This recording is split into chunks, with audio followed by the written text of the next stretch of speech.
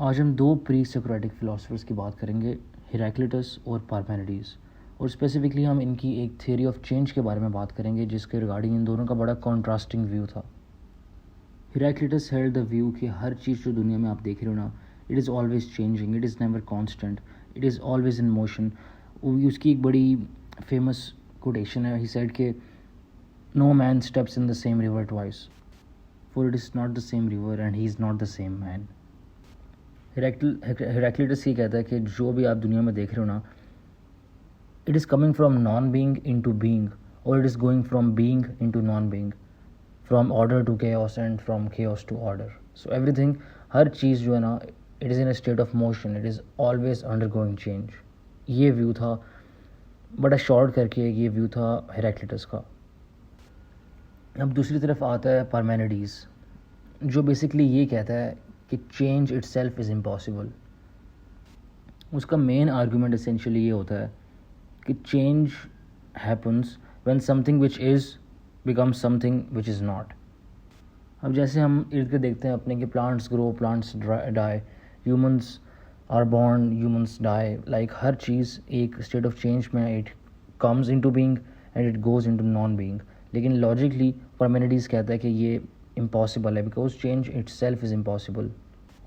क्योंकि वो कहता है कि how can something go from being something into being nothing when you don't even know what nothing is. क्योंकि नथिंग एक ऐसी चीज़ है which we know nothing about, right? We know nothing about nothing. Nothing has no characteristics, nothing has no shape, nothing has no color, nothing has no volume, nothing basically has no characteristics. तो हम उसको categorize कैसे कर सकते हैं into, you know, how can you categorize between being and non-being when we don't even know what non-being is? We do not know what nothing is.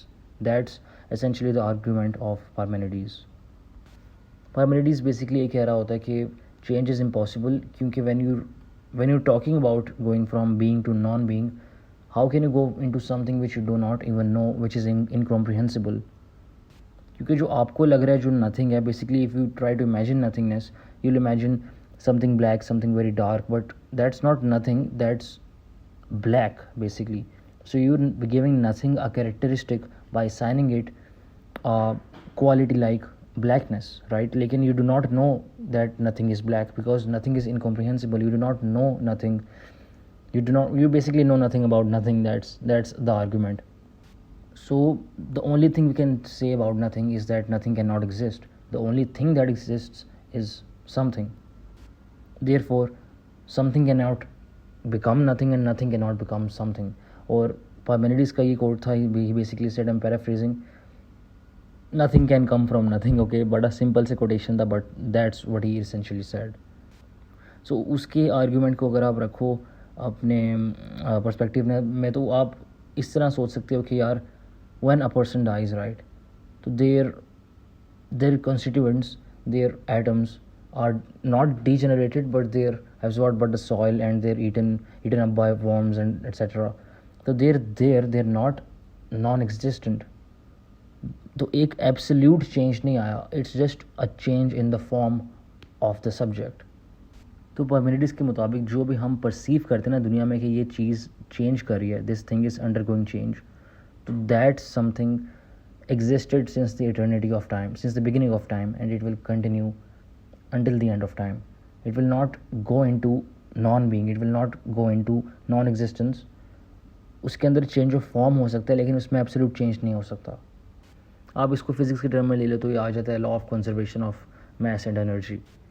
Basically gravitational potential energy becomes kinetic energy, kinetic energy becomes gravitational potential energy. तो वो सारी change होती है, not absolute change but change from one form to another. तो therefore Parmenides के मुताबिक change is nothing but an illusion.